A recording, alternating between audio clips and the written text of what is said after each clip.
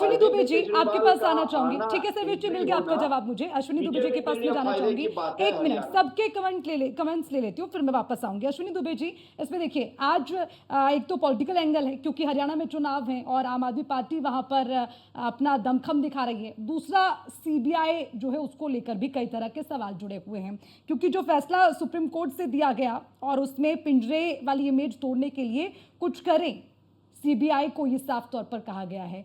तो इससे कितना बड़ा झटका देखें सीबीआई के लिए? अश्विनी दुबे जी, आपसे समझना चाहेंगे। 2013 में भी जस्टिस लोढ़ा ने जब जिस समय कोलगेट मामले की कोल घोटाले की सुनवाई चल रही थी, जी। सीबीआई को लेकर के ऐसा ही कमेंट किया था कि केस पैरेट है। हम्म। अब 2013 से 2024 तक इंट्रो इंस्पेक्शन अगर करें तो कोई ऐसे नॉर्म्स नहीं बने कि सीबीआई की गुणवत्ता, रिफॉर्मेटिव एक्शन और एक ट्रांसपेरेंट इन्वेस्टिगेटिंग एजेंसी की तरह काम करें, क्योंकि आज सुप्रीम कोर्ट की जो जजमेंट देखें तो that should be red in between उस लाइन से इस लाइन के बीच में, जी। 2013 से 24 के बीच में। हम्म। दूसरा, जमानत का मतलब ये नहीं होता कि कोई व्यक्ति जो क्रिमिनल लाइबिलिटी है उससे अब्सॉल्व हो गया। किसी भी क्रिमिनल केस की 3 स्टेज होती है, सस्पेक्ट, एक्यूज और कन्विक्ट। वो एक्यूज हैं, अभी जमानत पर रिहा हुए हैं और चार्जशीट फाइल होने के बाद ट्रायल अब उसमें चलना है। और सुप्रीम कोर्ट का एक बड़ा बेसिक प्रिंसिपल है, bail is a rule, jail is an exception. वो जस्टिस कृष्णा अय्यर कह के गए थे। जी। उसके मुताबिक अगर हम देखें तो 6 महीने का समय किसी का इनकार्सरेशन का बड़ा लंबा पीरियड होता है।